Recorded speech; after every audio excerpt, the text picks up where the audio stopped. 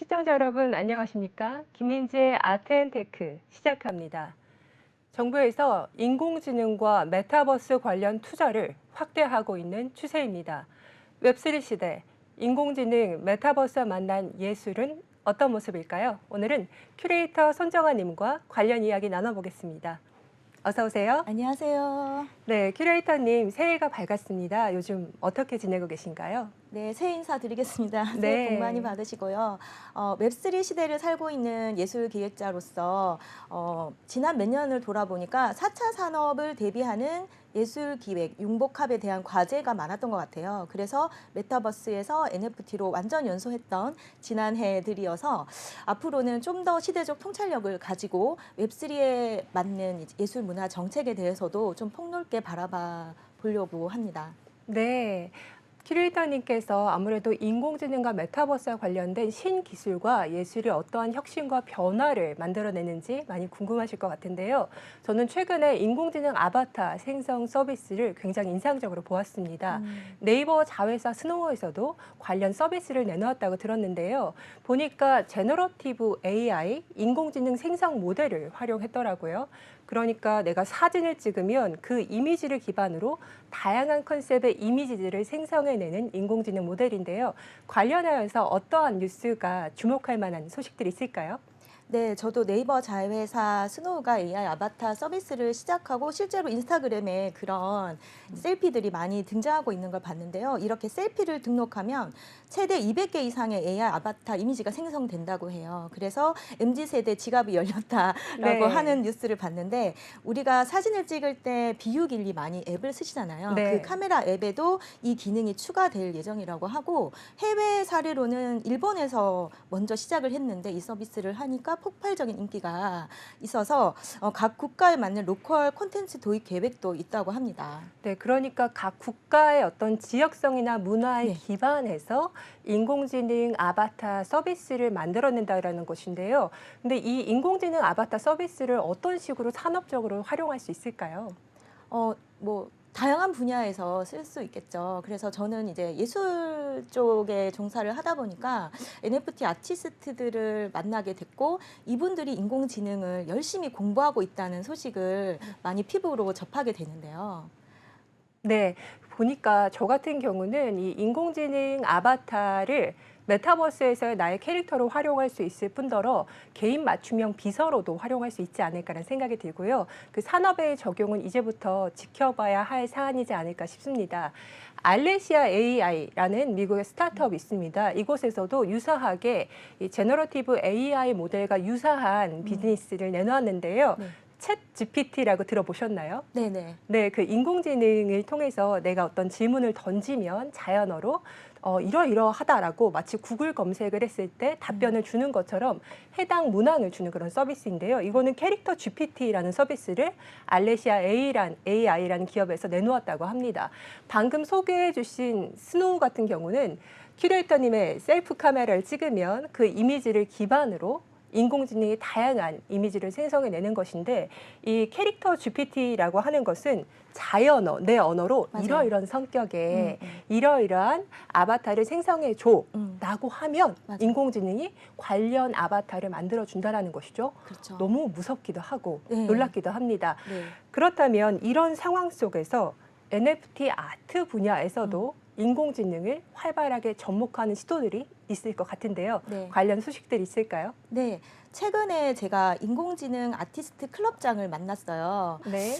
별명이 따능이 님이신데 이 풀어서 말하자면 따뜻한 능력자이세요. 그래서 제가 네. 따뜻한지 직접 만나뵀거든요. 네. 그래서 이분이 이제 3월에 이렇게 해외 유튜브를 보면서 인공지능을 혼자서 연습을 하시고 본인의 직업은 또 공학 박사신 거예요. 공학 전문가로서 공학 박사인데 너무 NFT 재밌다. 아트도 하시고 조금 일찍 접할 수 있으셨던 거죠. 네. 그래서 7월에 이분이 오픈 카카오 방이나 이제 디스코드를 만들어서 사람들과 소통을 시작했어요. 그래서 NFT 아티스트들이 점점점 그 큰 관심을 가지게 됐었고 이제는 그 초급반에서 중급반으로 넘어가고 있는 시점이라고 해요. 그래서 네. 무엇을 가르치느냐 제가 여쭤보니까 AI 달리, 미드저니, 뭐 스테이블 디퓨전 등으로 이렇게 하시는데요. 저도 네. 한번 해봤거든요. 네, 방금 언급해 주신 AI 달리 2라든가 스테이블 디퓨전, 미드저니 같은 경우는 굉장히 내가 쉽게 어떤 키워드들을 넣으면 관련 맞아요. 이미지들을 몇 초 만에 생성해내는 네네. 오픈 소스 인공지능 모델이라고 볼 수 있는데요. 어떤 걸 시도해 보셨나요? 미드저니에서 일단 이분의 디스코드를 들어갔어요. 그 초보자 방에서 저는 약간 기계치이지만 떨렸지만 그냥 하라는 대로. 그래서 저는 글을 쓰는 사람이고 하니까 네. 약간의 영어에 흥미가 있다 보니 토끼와 라이온 킹을 결합시켜 봤거든요. 네, 영어로 넣어야 네. 하나요? 네네네. 네, 프롬프트를 영어로 기입하셨고요. 네. 기입을 하고 토끼 같은 심장을 가지고 있는데 사자 왕처럼 살고 싶다라는 저의 사연을 인풋을 했어요. 근데 정말 멋진 토끼의 눈을 가진 사자와 뭔가 매서운 눈빛의 토끼가 생성이 됐어요. 네, 몇 그래서 초 만에 그림이 만들어졌다고 하시는 거죠? 거의 네. 몇 초 만에. 네. 하지만 이제 생각하는 시간들은 조금 있었고 그 디스코드 적응하는 시간들도 있었고 약간의 저희 가이드가 있었기 때문에 도와주시는 분 덕분에 좀 쉽게 들어갔는데 이 따능이님의 올해의 계획이 이거예요. 첫 번째로는 일반인들을 위해서 AI 프로그램을 이제 가르치는 것. 두 번째로는 전문가 네. 코스인데 지금 초급이 거의 중급이 되어 가시거든요. 전시도 하시고. 세 번째는 저개발 도상국. 그리고 네. 어린이들을 저는 3번에 들어가고 싶더라고요. 어린이의 마음으로 인공지능을 저도 배우고 또 기회가 있다면 이제 어린이들에게도 저도 인공지능이 영어도 같이 배워질 수 있는 거니까 텍스트 투 이미지라는 거, 그 변환하는 원래 이미지를 텍스트로 하는 프로그램은 있었잖아요. 그래서 이런 것들이 글과 그림을 같이 뭔가 자신의 세계를 넓히기에 너무 괜찮은 프로그램이다라고 해서 저도 뭔가 더 배우고 싶은 욕심이 생겼었습니다. 네, 저도 인공지능이 사회적 약자를 위한 기술이 되어야 한다고 생각을 하고요. 실리콘밸리나 어떤 선진국을 중심으로 관련 교육이 펼쳐질 뿐 아니라 말씀하신 것처럼 개발도상국 또 저개발 국가를 중심으로 특히 미래 세대인 아이들에게 인공지능 교육의 민주화가 이루어져야 한다라는 점에 굉장히 많이 공감을 하고요. 그러한 비전을 AI 아티스트 클럽이 꼭 실현했으면 좋겠다는 마음이 듭니다. 궁금한 사항이 있는데요. 이런 AI 아트는 메타버스 공간에서만 전시가 이루어지나요? 아, 그렇지 않죠. 네. 메타버스 플랫폼 뭐 디센트럴랜드에서도 디스코드를 통해서 오픈 파티를 하고 전시를 하시기도 하셔요. 온라인 인공지능답게 온라인에서 좀 멋있게 전시도 하시지만 오프라인에서도 지금 화면에 나오는 것 같은데 첫 번째 인공지능 전시회를 킨텍스에서 성황리에 열시었어요. 그래서 네, 브라운관을 통해서 네, 예. 작품 하나하나가 다 작가분들이 인공지능을 활용해서 본인의 창작품을 만든 거라고 이해하면 될까요? 네, 이 참여 작가분들이 좀 익숙한 NFT 작가분들이시죠. 그래서 아무래도 조금 더 이 인공지능에 관심이 많은 NFT 작가가 참여를 하셨고 또 저는 이게 좀 신기했어요. 오프라인 전시는 많이 보는데 온라인 전시를 인공지능에서 어떻게 할까 생각했는데 디센트럴랜드에서 하고 파티도 사실 오프닝 리셉션 하려면 굉장히 거창해야 되는데 디스코드를 통해서 이렇게 초청을 해서 23명의 작가들이 모여서 이렇게 전시를 하면서 굉장히 의미 있는 시간. 그래서 뭐 고통스러운 시간들도 있겠죠. 여러 가지 해야 할 일도 많고 당장에 어떤 수익화되지 않는 점도 있지만 그 고통의 시간들을 통해서 진정한 본인의 작가의 세계관을 찾아가시는 모습들에게 저는 좀 감동을 좀 받았어요. 네, 그럼 AI 아티스트 클럽이 메타버스와 실제 공간을 넘나들면서 지속적인 그렇죠. 활동을 하고 있고 또 관련 교육도 디스코드라고 하는 플랫폼을 기반으로 진행하고 있다는 소식들 지금 들려주셨는데요. 그렇다면 이 오프라인에서도 전시가 된다고 하셨는데 인상 깊게 보신 어떤 실제 갤러리 공간이 있을까요? 이런 AI NFT 아트에 특화된 공간이 네. 있다면 소개해 주시면 좋겠습니다. 저도 이게 들썩들썩 소문이 들려왔었는데요. 1월 초에 2군데를 가봤어요. 인공지능 관련한 갤러리가 근처에 있다고 해서 언커먼 갤러리와 엑스알 갤러리를 다녀왔는데요. 네. 먼저 갤러리 XR이라고 하더라고요. 우리가 네. XR 하면은 확장현실 기술로 알고 있는데 그 기술의 명을 갤러리에 접목한 갤러리 XR 맞아요, 어떤 지금. 곳인가요? 네, 지금 보여지고 있는 화면에 보여지는 분은 미국인 작가 체드윅이라는 분의 작품이에요. 네, 지금 저 분이 작가님이신 것 같은데요. 작가분이고 미국에서 또 그 타이밍 좋게 오셨는데 저게 너무 흥미로웠던 지점은 고대 신라 시대에 선동 여왕이 살던 그 창세기 우리나라의 신화 이야기를 바탕으로 해서 사이버 펑크랑 결합을 했고 인공지능과 3D 모델링을 통해서 했다라고 해서 저도 그 방에 들어가서 이렇게 보는데 쿠션도 있어요. 네. 누워서 볼 수도 있는데 아, 갤러리 안에 쿠션도 있고. 네. 그래서 우리가 실감 체험형을 되게 좋아하잖아요, 사실. 그래서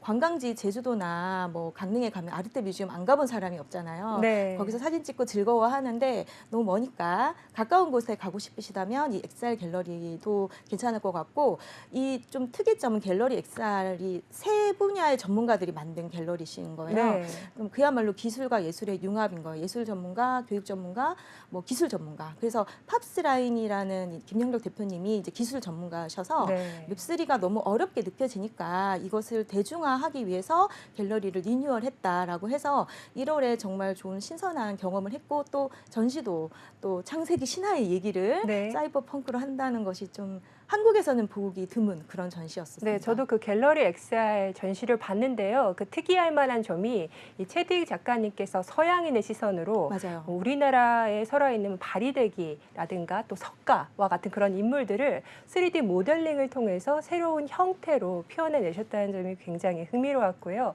3면이 그 움직이는 화면을 쏠 수 있게끔 되어 있더라고요. 몰입형 전시 공간으로 확장되고 있는 그런 갤러리 XR의 진화를 볼 수가 있었습니다. 또 하나의 갤러리가 있다면서요? 네. 좀 유명했던 언커먼 갤러리였어요. 뭔가 들썩들썩했었는데 네, 이름부터가 범상치 않은 범상치 네, 않네요. 언커먼이네요. 그래서 이 회사는 블록체인 기술 전문 기업 커먼 컴퓨터의 자사 블록체인 프로젝트 이름이 AI 네트워크이고요. 네, 이 AI 커먼 컴퓨터의 블록체인 프로젝트인 AI 네트워크고 네트워크. 이곳이 갤러리를 운영하고 운영하고 거죠. 있고 언커먼 갤러리인데요. 네.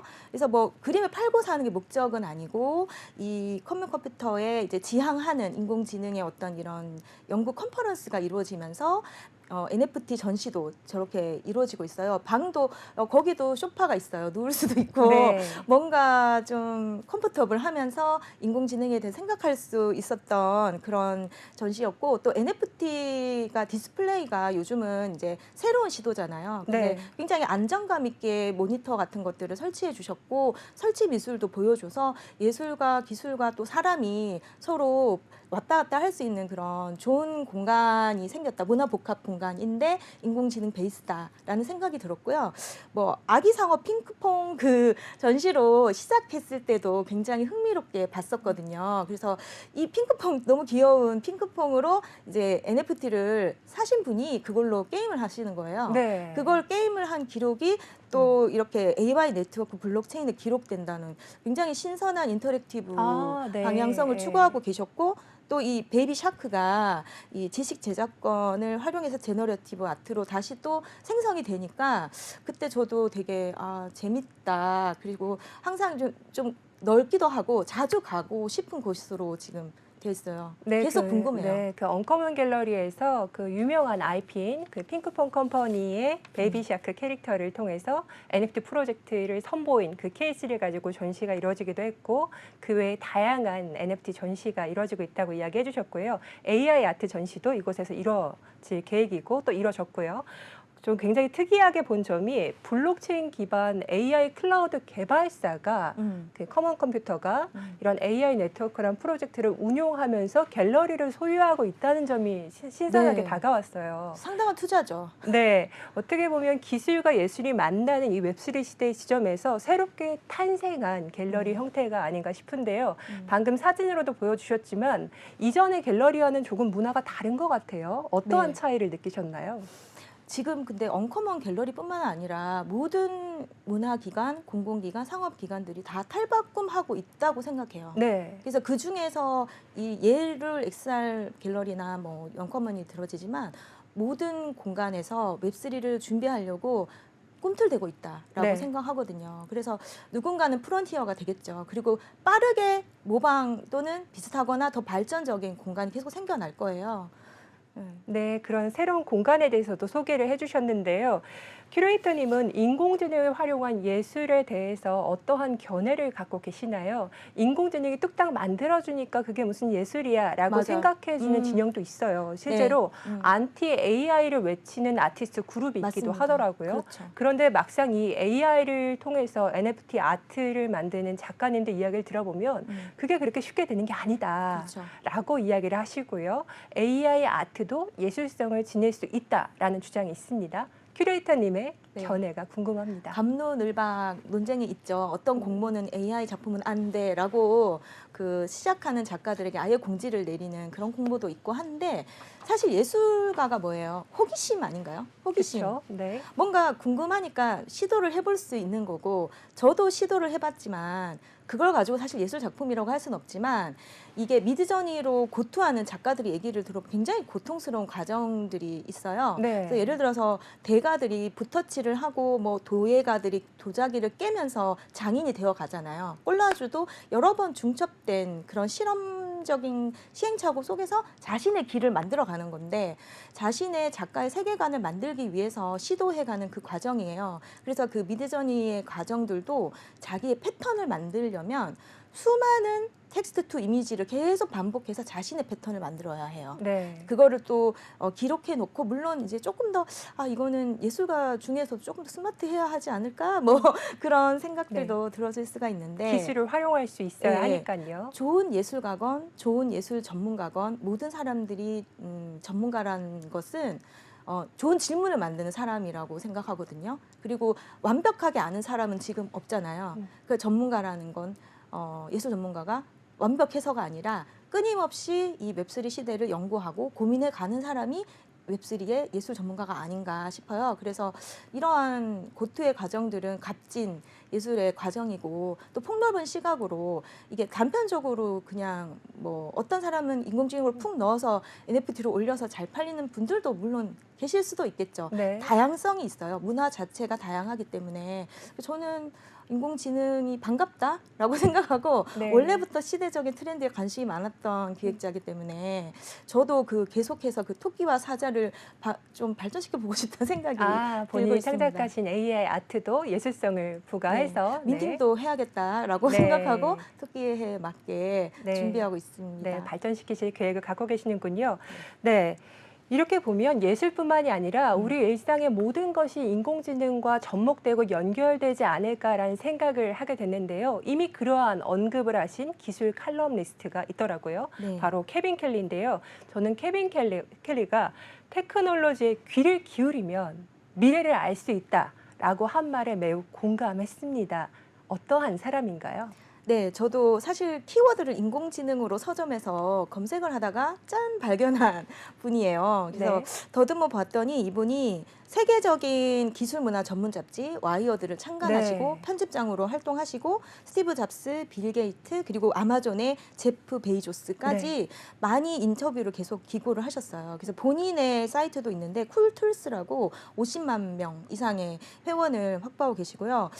뉴욕타임즈나 월스트리트 저널에도 기고를 많이 하면서 뉴욕타임즈가 위대한 사상가라는 칭호도 부여했다고 합니다. 그리고 이 지금 오늘 소개할 책 외에도 통제불능 또는 이네비터블 미래의 정책, 기술의 충격, 디지털 경제를 지배하는 10가지 법칙. 이게 제목만 들어도 왠지 정리가 되는 듯한. 네. 그래서 책이 어렵지가 않았어요. 지금 화면에 나오는데요. 네. 5000일 후의 세계라는 책이 지금 그 신년에 좀 도움이 되는 인공지능 관심 있으신 예술가 분들에게 추천하고 싶은 도서기도 해요. 네, 보니까 부제가 모든 것이 인공지능과 접속된 미러 월드, 거울 세계인 거죠. 그런 시대가 온다라고 이야기를 했는데 왜 5,000일인가요?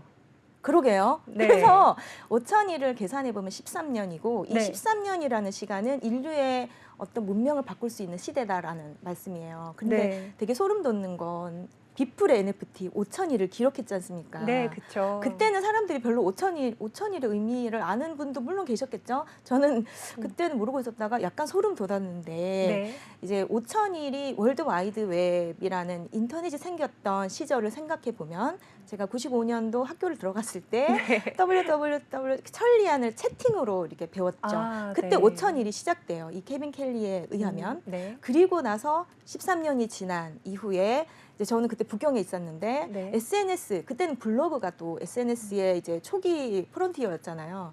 어마어마한 5,000일이 이제 열렸지 않니? 라는 이제 질문을 하시는 거예요, 책의 저자가. 그래서 지금 인스타그램 하지 않는 분이 없고 점점점 유튜브나 이런 게 확장이 됐잖아요. 그런 세계가 5,000일이 지났어요. 26년 지났네요. 네. 그 다음 5,000일 어마어마한 시대가 온다라는 얘기예요. 그래서 네. 굉장히 설득력 있게 보았고 그 다음 5,000년이 아니 5,000일.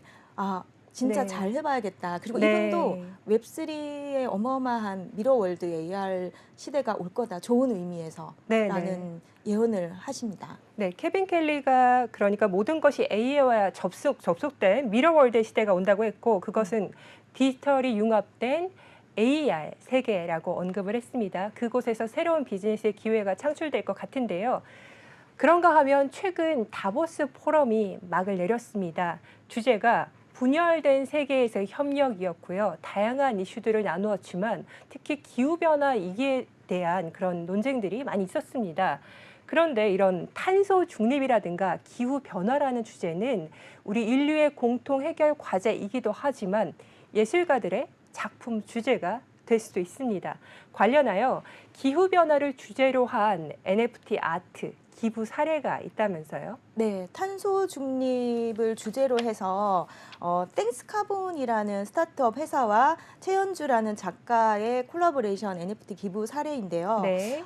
작품이 이제 보여지면 좋겠다. 보여지네요. 네. 이 최연주 작가님은 직접 강원도에 가서 자연을 그리시는 분인데 이 가지도 그리고 달걀 후라이도 그리고 네. 자연적인 산물을 그리고 제목도 행복한 비행, 행복한 정원을 시리즈로 하시는데요. 이 땡스 카본 자체가 이제 탄소 감축에 대한 거고 이 NFT를 민팅을 해서 이것을 수익화를 하면 네. 베트남 맹그로브의 나무 숲을? 심기, 네. 나무 심기 프로젝트를 한다라는 스토리였어요. 아, 실제로 숲을 일궈나갈 수 있는 프로젝트이군요. 그리고 저는 그 당시에 또 NFT 하는 사람으로서 그 1,000개의 에어드랍을 하세요. 달걀 네. 후라이 작품으로. 네. 그래서 작가로서 1,000개 부담스럽지 않으세요? 했는데 이제 이분은 이미 좀 성공한 작가로서의 프라이드도 있고 자신감도 있고 좋은 일이니까 좋은 취지에서 그렇게 하신 부분에 대해서 굉장히 박수 쳤던 기억이 나고 있습니다. 네, 저도 이 뉴스에서 굉장히 인상적이었던 게 이 NFT의 이 작품에 관련된 데이터뿐만이 아니라 탄소 감축 메타 데이터라든가 또 탄소 감축 인증서가 같이 저장이 되고 이거를 거래하고 또 보존할 수 있게 하는 그런 기능을 NFT가 유틸리티로서 적용을 해서 새로운 사례를 만들어냈다는 점에서 굉장히 인상 깊었고요. 네, 이제 큐레이터님께 마지막 질문을 드려야 할 것 같습니다. 오늘 인공지능과 메타버스 등 이런 신기술과 결합한 예술의 미래에 대해서 들어봤는데요. 간략하게 이러한 메타버스 예술이 기술만 부각되는 게 아니라 자체의 예술성을 갖추기 위해서는 어떠한 것들이 필요하다고 생각하시나요? 예술의 색안경을 쓰면 일상이 곧 전시장이 된다라는 말이 있는데요. 이 웹3의 축을 대통합의 축으로 본다면 이거 자체가 예술일지 모르겠어요. 그러니까 스티븐 잡스가 초인류의 기업을 만들기 위해서 이 예술적인 부분을 굉장히 중요하게 생각했다고 해요. 그래서 우리는 그 스마트폰을 보면서 예술이야 이런 말을 쓰잖아요. 그래서 이 오래된 사상가들이나 지나온 역사가들을 보면 그 긍정성과 낙관주의가 있었기 때문에 아까 그 말씀드린 케빈 켈리조차 본인이 이렇게 할 수 있었던 건 낙관주의고 본인이 역사를 사상가를 연구했기 때문이다라는 말을 하거든요. 그 정보가 빠른 시대일수록 좀 속 깊은 그런 멘탈리스트로서의 강건한 그런 정신력의 세계를 뭐 여러 가지 장르를 통해서 공부해 나가는 자세가 중요하다고 생각합니다. 네, 그렇군요. 손정아 큐레이터님께서 온라인과 오프라인을 연결하는 다양한 창의적인 전시들을 기획하셨고 또 메타버스 문화를 기획하신 분이라는 점이 굉장히 저에게 인상적으로 다가왔습니다. 오히려 지금 시대가 큐레이터님과 굉장히 잘 맞는 새로운 혁신을 추구할 수 있는 시대가 아닌가 싶은데요. 오늘 메타버스와 인공지능 기술과 만난 예술 이야기 등 아주 유익한 소식들 잘 들었습니다. 다음번에 또 출연해 주실 거죠? 네. 네, 함께해 주셔서 정말로 초대해 주셔서. 감사합니다. 네, 감사드립니다. 감사합니다.